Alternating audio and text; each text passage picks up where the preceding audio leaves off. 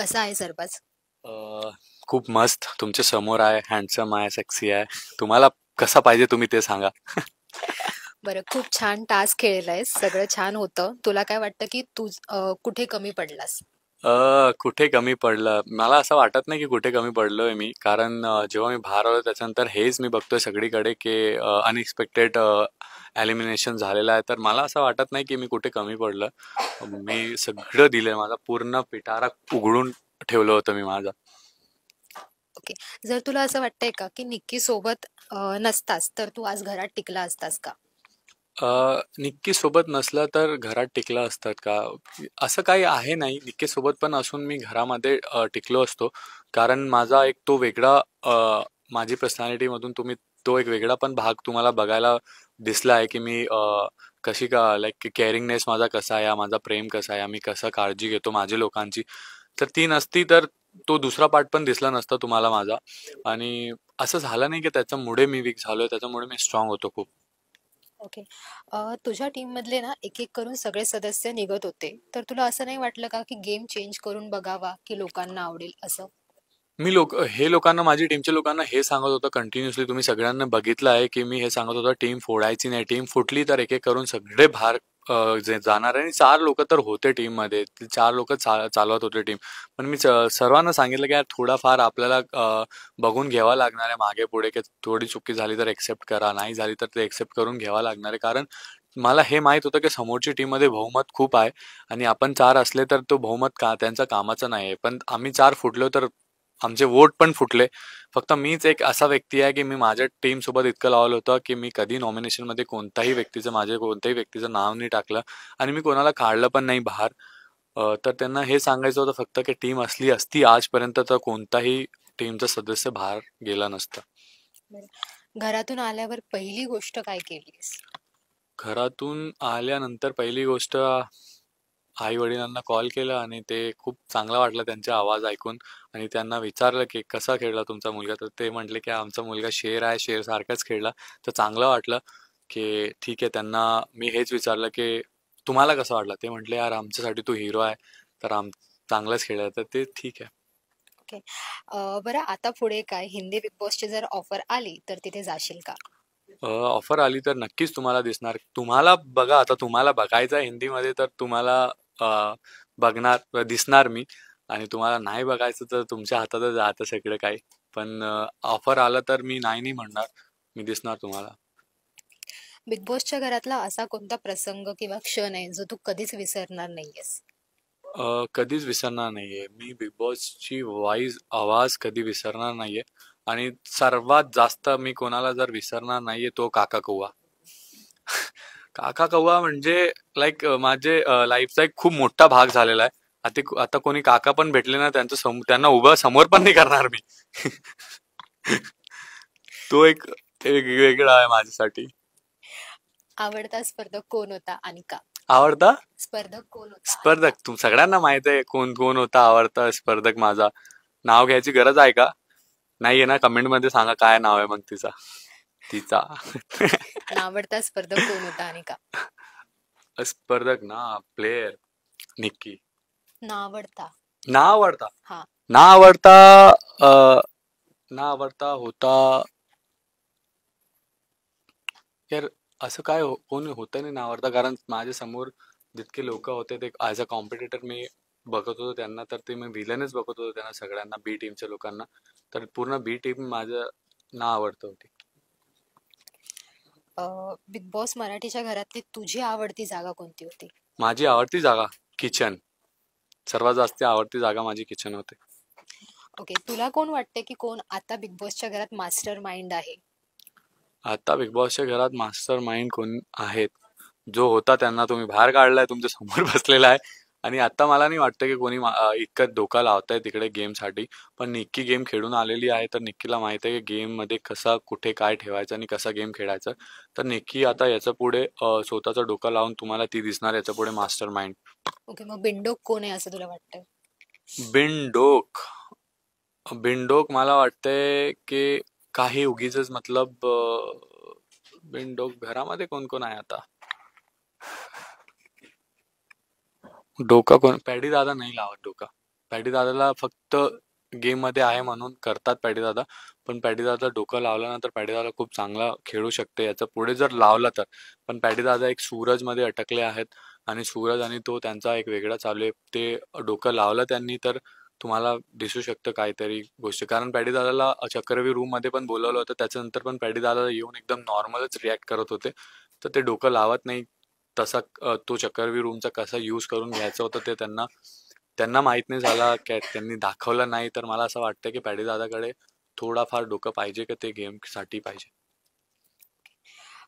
तुला काय वाटतं की एखादा असा स्पर्धक जो आला नसता तरी चाललं असतं? एखादा स्पर्धक आला नसता तर तरी चाललं असतं. पुन्हा बी टीम नाही आली असती तर चाललं असतं. त्यांच्या दुसरे आले असते तर चाललं असतं खूप. कारण ते कधी समोरून येऊन कधीही कोणतेही टास्कमध्ये या कुठेही समोरून आलेले नाही भिडायला या काहीतरी सांगायला कोणता मुद्दा घेऊन. आणि जे मुद्दा घेऊन पण येत होते ते आमच्याकडे या डिसिजन घेऊन येत होते. तर मी, निक्की, वैभव, जान्हवी आम्ही चेंज करत होते ते. हा तुम्हाला हे पाहिजे तर आम्हाला नाही पाहिजे हे एक्सेप्ट करा. तर ते एक्सेप्ट करत होते. आम्हाला पाहिजे होतं की असे व्यक्ती आमच्या समोर उभे राहत की आम्ही सांगितलं त्यांना की हे करायचं आहे तर ते म्हणते की नाही आम्हाला नाही करायचं. पण असं कधी झालं नाही. आता बाहेर आल्यावर कोणाला भेटायची इच्छा आहे आणि भाऊंना न भेटल्याची खंत आहे का? भाऊला ना भेटण्याची खूप खंत आहे. मी तिकडेच सांगितलं तुम्ही बघितलं असणार तर की भाऊ नाहीये मला खूप वाईट वाटू राहिलंय. आणि इच्छा माझी जर आहे तर मी सर्वात पहिले भाऊलाच भेटणार.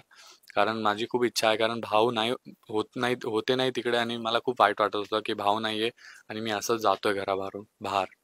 बरं, कोणाला भेटायची इच्छा आहे आता जे घरातून बाहेर मला निघाले सगळ्यांनी त्यांच्यापैकी? भेटायची इच्छा आहे. कारण तो एक गेम होता, गेमचा भाग आहे. ते गेम मध्ये कोणाला मी काय सांगितलं या वाईट केलंय तर ते गेम बद्दलच होता. त्याच्यानंतर मी आता बाहेर आहे तर माझा असा कोणासोबत असा क्रॉस नाहीये. सगळ्यांसोबत माझा चांगलाच होता आणि सगळ्यांसोबत मी चांगलंच वागलेलो आहे. तर आहे इच्छा सगळ्यांना भेटण्याची इच्छा आहे मला की मी सगळ्यांना भेटू शकतो बाहेर येऊन. ओके. तुझ्या मते टॉप 3 कोण आहेत आणि ट्रॉफी कोणी जिंकावी? टॉप 3 माझ्यामध्ये निक्की,